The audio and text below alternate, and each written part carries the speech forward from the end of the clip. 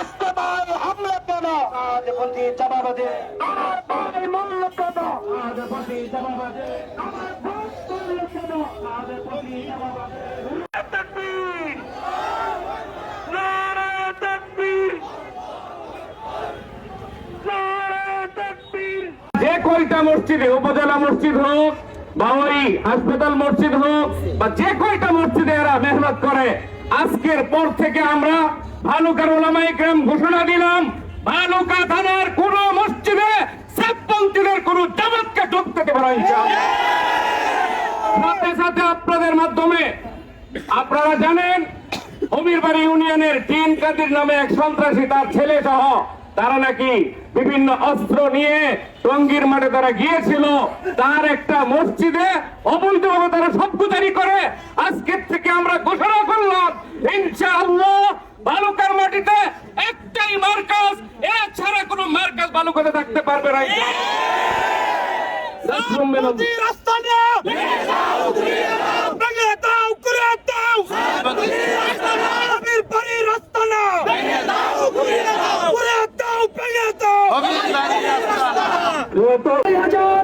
সালে 5ই মে ছাত্র চত্বরে যেই সাইদাই উলামায়ে কেরামদেরকে রক্তাক্ত করেছিল, শহীদ করেছিল, একই কায়দায় টঙ্গীর ইস্তেমার মাঝে 24 সালে হামলা চালিয়েছে।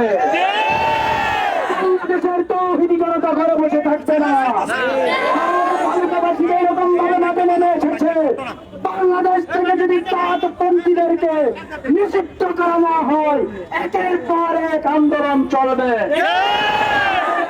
এরা এতদিন ছিল এতাতি, এখন থেকে তারা সন্দেহ ছাড়া খুনি।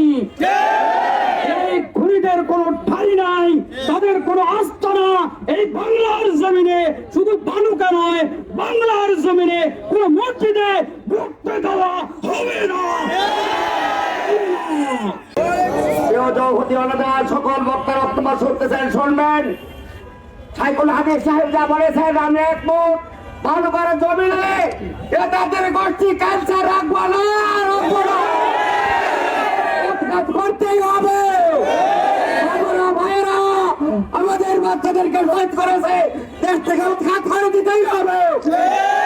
বাহাদুর সাহেবকে জানাচ্ছি ক্যান্সারকে বন্ধ না করা পর্যন্ত আমরা বেঁচে চালাই যেতেই থাকবো ইনশাআল্লাহ।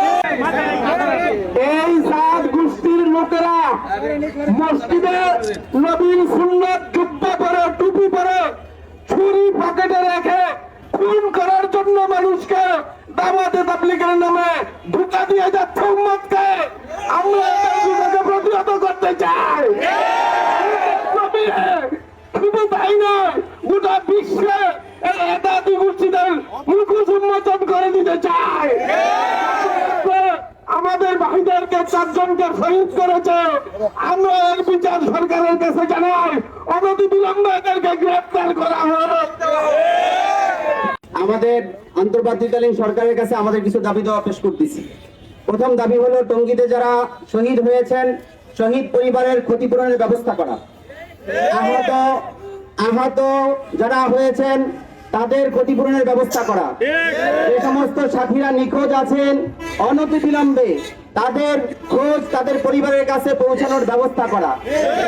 চতুর্থ দাবি হলো এই সন্ত্রাসী খুনি ইন্ডিয়া এবং আওয়ামী লীগের দালাল এতাতি লীগ, এই সাতপন্থী লীগ বাংলাদেশে কোনো কাজ করতে পারবে না। পঞ্চম দাবি হলো হাক্কানি উলামায়ে কেরামের নেগরানিতে যে জামাত চলতেছে, কাকরাইলের মোতাওয়াল্লি হলেন হযরত মাওলানা জুবাইর সাহেব দামাত বারাকাতুল আলিয়া। এই মোতাওয়াল্লির কাছে কাকরাইলের সম্পূর্ণ দায়িত্ব তার কাছে অর্পণ করতে হবে।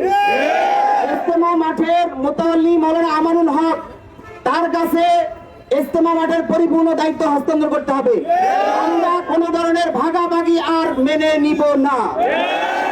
আর ভালুকা থেকে ইমাম আমাদের উলামায়ে কেরামের পক্ষ থেকে কর্মসূচি হল 1 নম্বর কর্মসূচি, আগামীকালকে হবিরবাড়িতে জুমার পরে বিক্ষোভ এবং প্রতিবাদ সমাবেশ, আমরা সবাই উপস্থিত হব ইনশাআল্লাহ।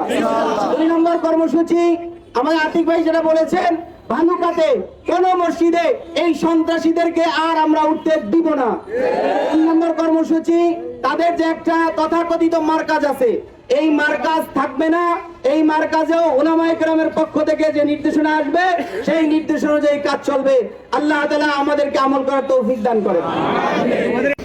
ربنا اغفر لنا ذنوبنا وكفر عنا سيئاتنا وتوفنا مع الأبرار اللهم مغفرتك أوسع نسألك إيمانا كاملا বহু তালিব ইলম দিন যে বক্তব্য আমরা এতক্ষণ শুনলাম, ইয়া আরহামার রাহিম ইয়া আকরামাল আকরামিন, আল্লাহ তাদের পাশে আমাদেরকে দাঁড়াবার তৌফিক দান করেন।